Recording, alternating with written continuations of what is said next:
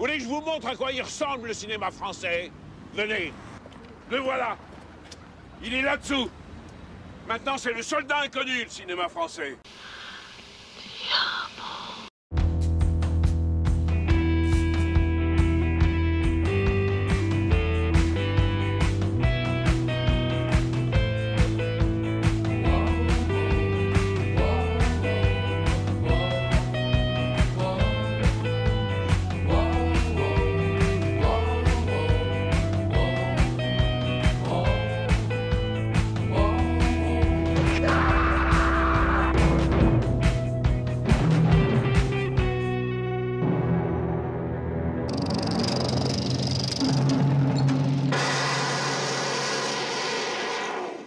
Bienvenue à tous, encore une vidéo un peu particulière puisque ici nous avons rencontré ce coup-ci, après Benoît Mariage, Michel Blanc. T'as vu? C'est le petit chauve débronzé, comment il s'appelle là? Michel Blanc? Il est où? Sous les crudités? Toujours au festival, au Love International Film Festival de Mons. Nous, ce qu'on a voulu développer dans cette vidéo, c'est pas le Michel Blanc acteur, c'est pas le Splendide, mais c'est le Michel Blanc réalisateur. Ça sera plus rapide, hein, parce que je n'ai réalisé que 5 films. Oui, mais 5 bons films. C'est gentil, mais oui, c'est plus rapide. Et alors, donc, Sébastien, comment s'est passée cette interview avec Michel Blanc? Eh ben, c'est bien, on a su parler de tous ces films. On a commencé donc par le premier, qui est Marche à l'ombre. On a même eu l'occasion de parler en fait de ses racines, hein, donc des premiers films qu'il a vus. Et comment il en est arrivé à son premier film. Oh, le premier contact, c'était, moi je suis un enfant de la banlieue, une banlieue ouvrière, et il y avait un cinéma dans le bas de cette ville qui s'appelle Puteaux. Le cinéma s'appelait Le Central. Et c'est là où le dimanche après-midi, éventuellement ma grand-mère m'emmenait voir évidemment des films à destination d'enfants, si j'ose dire. Et donc, les autres premiers, et je ne me rappelle pas du tout, je ne pourrais pas vous citer de titres de films que j'ai vus à ce moment-là au cinéma. Par contre, à la télévision, il y avait une seule chaîne, mais qui, le dimanche, proposait des films qui étaient intelligents, ce qui change beaucoup de ce qui passe maintenant à la télé sur TF1, mais enfin bref. Et donc, j'ai vu To Be or Not To Be de Lubitsch, étant gosse. Alors, j'ai pas compris la dimension de ce film. Maintenant, je le considère comme la plus grande comédie qu'on ait jamais tournée, un des plus grands films. Mais à l'époque, c'était un film d'aventure, c'est-à-dire c'était des gens qui étaient prisonniers dans Varsovie, dans un théâtre, et qui ne savaient pas comment faire pour s'échapper, etc. D'ailleurs, on retrouve ça chez Truffaut un petit peu dans le film avec Depardieu, et il y avait Jean Poiret aussi. Le dernier métro. Le dernier métro, voilà. Ça m'a. Je pense que, étant donné qu'il était très cinéphile, l'ombre de Lubitsch a dû passer au-dessus de sa tête à un moment ou un autre. Probablement. Alors, votre marque de fabrique en particulier, ce sont vos dialogues. Quelle est votre technique de travail particulière? J'ai pas de technique, si j'ose dire. C'est-à-dire que je prends... D'abord, j'écris... j'ai pas toujours fait ça. Il fut un temps où je faisais un plan, vous savez, un petit peu... voilà, et ça commence comme ça, il se passe ça, il se passe ça, il se passe ça, ça se termine comme ça. Et je me suis rendu compte très vite qu'en faisant ça, alors on était tranquillisé parce qu'on savait qu'on allait quelque part, et que c'est rassurant, mais en même temps, il n'y a plus de place pour la surprise, pour la bonne idée qui vient, parce qu'on se dit, bah oui, mais s'il fait ça, la suite ne tient pas. Donc voilà. Donc maintenant, j'ai tendance à écrire, j'ai l'idée d'une scène, je l'écris. Et puis après, je me dis, qu'est-ce qui pourrait se passer? Et ça vient parfois d'un dialogue, d'une phrase. Et puis moi, je travaille les personnages en les faisant parler. Comme vous le remarquez, je suis assez bavard. Et donc pour moi, faire parler un personnage, c'est aller au fond de son être, au fond de son âme. Ils ne parlent pas tous de la même manière, c'est pas la même langue, c'est pas le même... Alors on parle souvent dans les grands dialoguistes d'Audiard, moi je vais faire une petite réserve, c'est que tout le monde parle le Audiard dans Audiard. C'est-à-dire que vous ayez une concierge, que vous ayez un député, que vous ayez... Ils parlent ils disent... Voilà, c'est drôle, hein. Il y a des phrases, c'est des phrases formidables. Mais c'est... Voilà. Moi j'essaie plus, sans me comparer du tout, hein, à ce grand dialoguiste, mais j'essaie de faire parler les gens en fonction de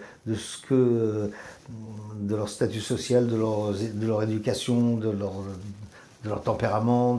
C'est pour ça que je dis que ça m'aide à les trouver, les personnages. Quand j'ai trouvé la manière dont ils parlent, j'ai souvent trouvé le fond du personnage. Quel vérole celui-là. Mais je peux plus marcher, bordel, c'est pas de ma faute, je suis sûr que mon entorse s'infecte.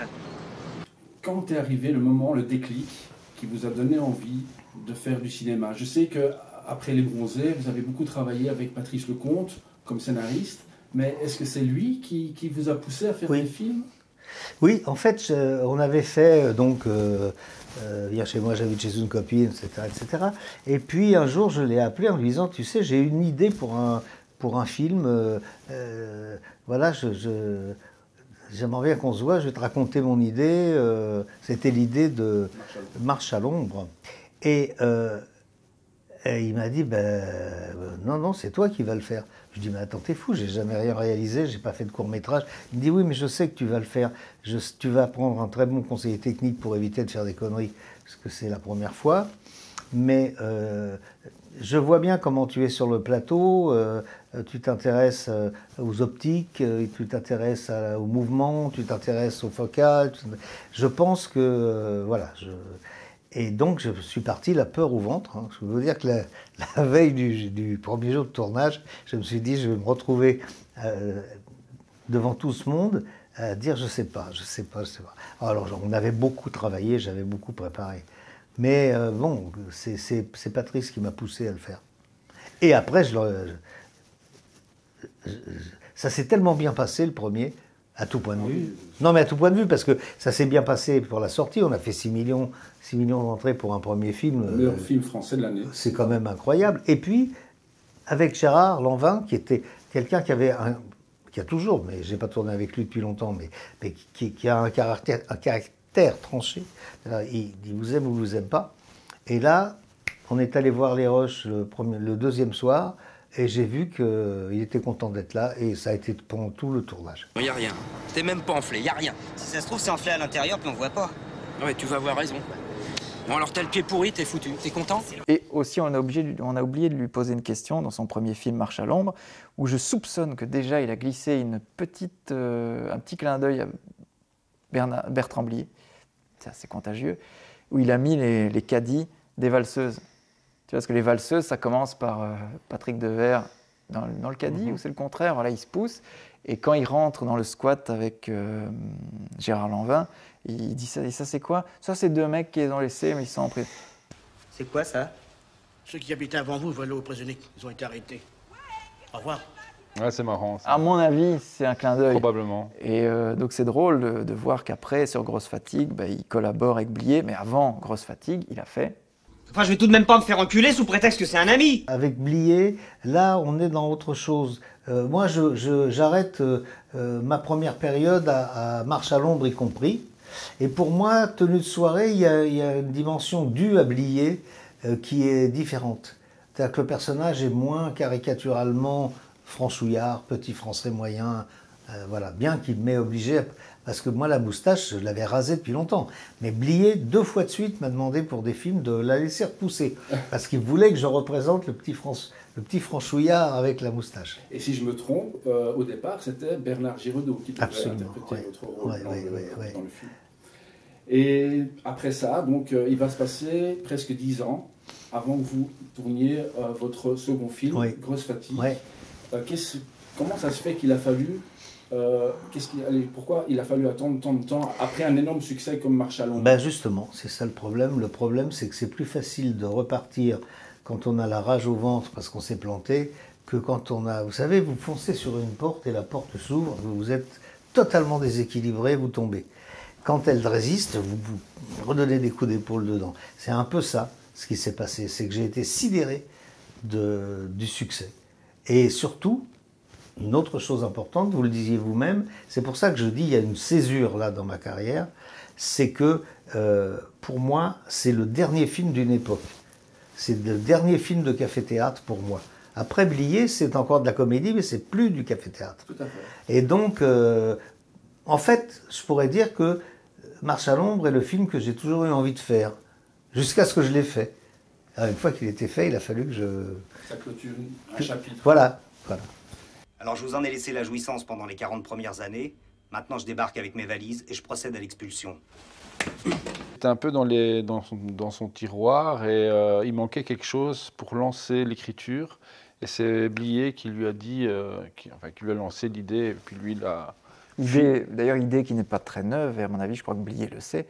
D'ailleurs, c'est ça que j'aurais voulu poser si j'avais été là à Michel Blanc, mais c'est le double de Dostoïevski, quoi. C'est la même histoire, c'est-à-dire c'est un type qui se rend compte que, donc dans la nouvelle de Dostoïevski, qu'il y a un mec qui a pris sa place, et en gros, personne ne trouve ça étonnant.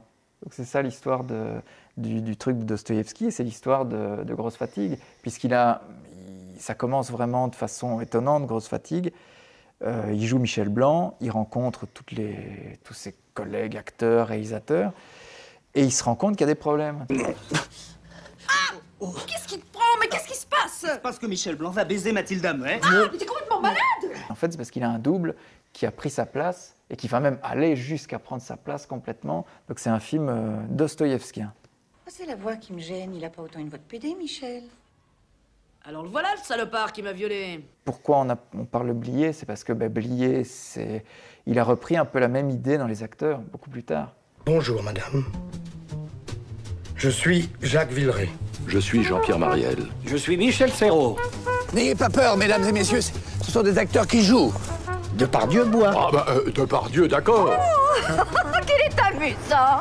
Elle me trouve amusante. Oui, et tellement parisien! Mais je vais lui tirer un peu. Où c'est le gratin du cinéma français qui joue leur propre rôle dans un film absolument invraisemblable. Je ne peux pas travailler dans ces conditions-là.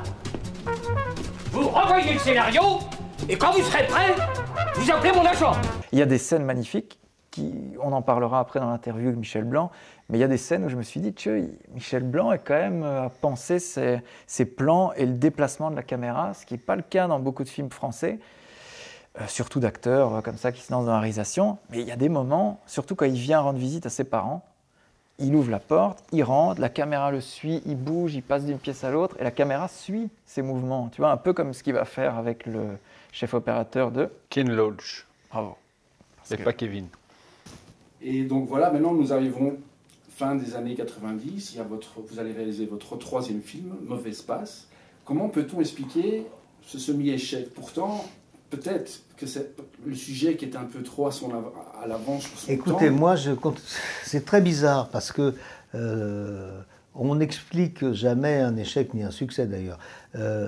J'ai des raisons de penser qu'il n'a pas été, comment dire, mis en valeur comme il l'aurait dû par le producteur de l'époque, qui pourtant est quelqu'un que j'aimais beaucoup, qui est Claude Berry. Claude Berry, je crois qu'il m'a produit ce film parce qu'il voulait me récupérer, entre guillemets, comme on fait maintenant, il voulait me récupérer dans sa bande de réalisateurs. Mais je crois qu'au fond, il ne croyait qu'à moitié au sujet. Et ensuite, le distributeur, alors là, lui, il m'a massacré. Donc, un titre que je ne voulais pas, mais qu'on m'a imposé, parce que mon titre à moi, c'était « Peu m'importe si tu m'aimes ». Pendant un an, Claude m'a dit « Mais non, c'est pas ça, dans la chanson de Piaf, c'est pas ça, c'est peu m'importe. Si tu m'aimes, je me fous du monde entier. » Je dis « Mais moi, je me fous de ça. C'est un film sur un gigolo qui s'appelle « Peu m'importe si tu m'aimes ». Je veux dire, ça résume tellement la fonction du type. Bon, et puis après, ça a été l'affiche. Alors là, on s'est battu pendant... Et finalement, il m'a dit « Mais non, c'est ça, en regardant des bouts de rush, c'est ça l'affiche. » C'était... extrêmement vulgaire, c'était la tête de Daniel entre les jambes d'une femme. J'ai même des gens qui m'ont... Je me rappelle une femme qui m'a arrêté dans la rue, dans mon quartier, qui m'a dit « Vous n'avez pas honte de faire une affiche comme ça ?» Mais moi, je vous aimais bien, mais là, franchement... Et donc ça nous a aidé à pas démarrer. Hein. Et puis ensuite, le film était un peu, comment dire, un peu moins simple à positionner, hein, parce que le sujet, la manière de filmer, je pense que c'est ce que j'ai réalisé de mieux, et c'est pas par hasard, parce que le caméraman c'était Barry Ackroyd, qui est le chef-op et cadreur de Ken Loach. Et c'est un génie, hein, ce type-là. Donc je pouvais lui dire, toi, tu es avec lui, là, il va rentrer, il va tourner autour du pilier, tu vas tourner avec lui, après il y a l'autre qui rentre dans le champ. Enfin, on pouvait faire toute une chorégraphie. Il me disait, ouais, c'est pas facile, je vais essayer. Puis il y arrivait. Et ça, c'était... Et puis après, au montage, ma monteuse qui a monté pratiquement, sauf le premier, tous mes films, on s'entendait très bien, et elle me poussait vers ça. Elle me disait, n'hésite pas, vas-y, ici c'est bien, regarde. Et puis elle me faisait des jump cuts. Non, ce n'est pas ça, Michel. Alors il faut expliquer ce que c'est. Les jump cuts, c'est à l'intérieur d'une prise de couper un bout, et on ne se rend pas compte qu'il y a un petit bout coupé, mais ça donne un rythme. L'idée de départ, c'était ce personnage joué par Daniel Auteuil est un type qui a tout quitté sur un burn-out, comme on dit maintenant en bon français. Il a quitté sa femme, son fils, et il est à Londres parce que voilà, il est sonné, il sait plus qui il est prof de lettres, mais voilà. Et il va rencontrer un gigolo qui, à un moment, vient l'aider alors qu'il a une altercation avec des voyous dans la rue, et puis il sympathise avec ce mec, et le mec finit par lui dire « Mais écoute, t'as pas un rond, pourquoi tu fais pas... Oh, attends, je vais avoir 50 ans, si, je t'assure. » Et je me suis documenté, parce que quand même, j'ai passé beaucoup de temps à Londres. Et j'ai rencontré des vrais escortes. Et, enfin, escortes pour dames, pas escortes pour mecs. Hein. Et c'était pas le sujet, j'ai pas de mépris, mais c'est pas le sujet. Et elles m'ont raconté, parce qu'il y avait une fille dedans, d'ailleurs, c'est drôle, qui est dans le film aussi. Il y a deux jeunes qui travaillaient en couple, ce qui est un peu... Mais ils m'ont posé problème dans le film après. Voilà. Et ils m'ont raconté. Je me suis inspiré. Toutes les scènes qui sont dans le film m'ont été inspirées par des anecdotes, par des choses qu'ils m'ont confiées. Et ils étaient très contents de parler parce que pour eux, on s'intéressait à eux autrement que pour en dire du mal, quoi. Et donc voilà. Et je suis parti sur cette idée-là. Et c'est vrai que c'était assez original et que je sais pas, on n'a pas su le vendre. C'est un film qui a très bien vieilli parce qu'aujourd'hui, avec Internet, c'est devenu... mais j'ai jamais osé le regarder. Monnaie courante, mais je peux vous assurer qu'aujourd'hui, c'est devenu un sujet qui est devenu moins tabou. Mais bien sûr. À l'époque, mais bien sûr. Aujourd'hui, maintenant, de chez soi, on peut pratiquement, réserver avec tous les sites de rencontres, les machins, les trucs, c'est sûr. Mais là, c'est pas des sites de rencontres parce que c'est payant et mais ce qui était assez intéressant, c'est que c'était pas la caricature que j'avais même moi en tête. Hein. C'est pas des types qui sont payés pour coucher avec une femme qui n'a pas son mec là ou enfin j'en sais rien. Non, c'est parfois il me racontait qu'il y avait des femmes qui le louaient entre guillemets uniquement pour ne pas aller seul dans un grand restaurant et ensuite aller à Covent Garden voir écouter un opéra ou un concert. Oui, pour faire passer pour des hétéros. Non, mais ils sont tous hétéros. Oui, mais je veux dire, dans le film, à un moment donné, il est escorte et il accompagne une femme qui... Ah oui, absolument. Non, mais je veux dire, ça oui, ça peut être ça aussi. Mais ce qui était assez intéressant, c'était, il me disait, et il y a une scène comme ça, il y a des femmes d'affaires qui nous... Voilà, elles téléphonent, dès que la porte s'ouvre, elles nous sautent dessus, il faut aller très vite parce qu'elles ont un avion à prendre après. Et c'est pour baiser, pour dire les choses crûment. Et puis d'autres, pas du tout. D'autres, pas du tout. C'est pour ça que c'est très très étrange ce milieu. Et c'est pour ça aussi qu'ils ont chacun leur spécialité. Il y en a qui sont qui ont plus ou moins de conversation, plus ou moins de culture, plus ou moins... Il y en a qui sont très baraqués, qui sont bodybuildés, etc., qui vont intéresser plus les... plus certaines femmes qui veulent voilà, avoir un beau mec dans leur lit, et puis d'autres qui ont envie de faire une conversation et de parler de Balzac. Ils m'ont raconté ça, quoi. Tu vas te faire foutre, mon vieux. Qu'est-ce que tu crois que tu es, hein? T'es qu'une petite pute de 25 ans, c'est tout, mon pote. Un pauvre gigolo, c'est tout ce que t'es. Fous le camp, casse-toi d'ici. Tu me fais chier. Donc, on vous le conseille quand même, regardez-le par curiosité, parce que c'est le seul film vraiment dramatique de Michel Blanc.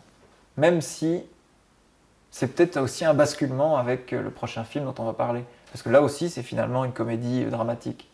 Et donc voilà, maintenant nous arrivons en 2002, et là vous allez réaliser le film Embrasser qui vous voulez, qui a été adapté d'un roman anglais, Vacances anglaises, du britannique Joseph Connelly. Ouais. Mais quelle a été sa réaction quand il a appris que vous vouliez adapter un de ses livres? Ah ben, il a été d'accord, sinon on n'aurait pas pu.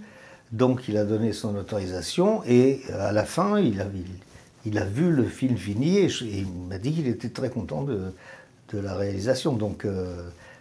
tant mieux, parce que en plus j'avais une brochette d'acteurs absolument... J'ai des femmes extraordinaires, Charlotte Rampling, Karine Viard, Carole Bouquet, enfin bon, je vais... la liste est longue. Mais la liste est longue, et vraiment Clotilde Courreau, enfin il y a vraiment... Et là, le quota, si vous voulez, parce qu'on parle souvent, il n'y a pas le même quota de femmes et d'hommes, mais là, moi, j'ai explosé le quota dans l'autre sens. Mais bref. En plus, j'avais la patronne de la maison de production, c'était une femme, et ma monteuse est une femme, et donc, oui,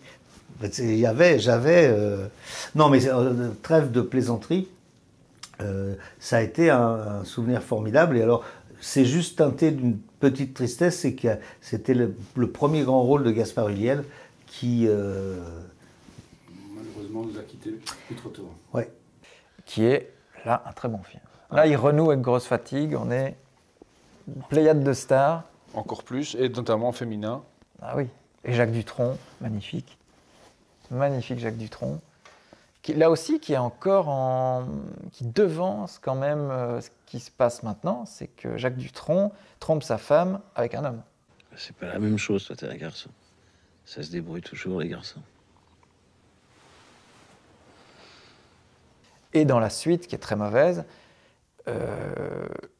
l'homme a changé déjà de sexe. Il a complètement changé. Oui, ça veut dire aussi ça, que... Ça, c'est la bonne idée, mais c'est très mauvais. Si vous avez eu la malchance de ne pas avoir vu le premier, il y a beaucoup de chances que vous n'allez rien comprendre au deuxième. Embrasser qui vous voudrez et Voyez comment on danse. C'est un seul et même film, sauf qu'il y en a un qui est basé sur le livre de Joseph Connelly et l'autre qui est totalement un écrit original de Michel Blanc. Et ça se ressent parce qu'il le dit lui-même, il a fait 18 versions et ça ne marchait pas, quoi, il le dit. Parce que ça c'est une connerie, mais des fois il ne faut pas écouter les producteurs. Donc le producteur du premier, qui m'avait envoyé le livre de Connelly, m'a dit mais là vous avez quelque chose? J'ai dit non, j'ai pas lu. Mais il me dit pourquoi vous ne faites pas une suite? Et là Connelly avait écrit une suite, mais sa suite se passait 3 mois après à Noël et ça collait pas. Surtout que ça faisait 6 ans, 7 ans que voilà, donc c'était pas possible. Mais je me suis dit ces personnages sont très riches. Alors je vais repartir des personnages et je vais essayer de bâtir une histoire à partir de ces personnages là où je les ai laissés.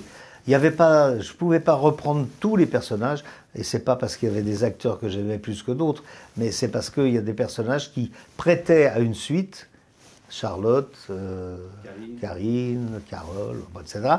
Mais il y en a d'autres qui ne prêtaient pas à une suite, par exemple. Donc Vincent Elbaz, son personnage, il est vraiment, à la fin du film, son personnage est terminé, il a une conclusion. Donc je ne pouvais pas repartir. Voilà, mais bon, c'est vrai que je considère que j'ai raté l'écriture de la fin du film et j'ai fait 18 versions et c'est pas par hasard, c'est qu'il y a quelque chose qui venait pas. Personnellement, c'est moins cynique, mais plus moqueur, voilà. Pour résumer. Oui. Mais parce que le premier c'est anglais, vraiment, c'est le cynisme de l'auteur anglais, et que moi, je suis moins cynique que moqueur. Ça, c'est sûr. Mais indépendamment de ça, c'est aussi parce que quand on part comme ça, on ne sait pas. J'écris la première scène, bon, tiens, voilà, il y aura Jean-Paul Roux, il y aura puis la deuxième, qu'est-ce que ça pourrait être, vous voyez? C'est-à-dire qu'on construit sans savoir où on va. Et c'est à partir du début du dernier tiers où là, je me suis perdu en route. Et c'est pour ça que le film, il n'est pas abouti, disons, pour être poli. Voilà. En tout cas, ce fut agréable. Vous avez répondu à à la dernière question, vous avez répondu à 2 réponses. C'est merveilleux comme conclusion, et en espérant vous voir encore réaliser d'autres films. J'aimerais bien. Parce que ça nous manque. Et ça me manque aussi, mais si vous avez un bon roman ou une bonne idée originale, n'hésitez pas. Ça va. En tout cas, merci beaucoup. Et voilà, donc ce qu'on en a pensé, c'est que Embrassez qui vous voudrez, c'est un superbe film. Moi, j'aurais bien aimé avoir un pénis, 1 heure ou 2. Avec des acteurs absolument magnifiques.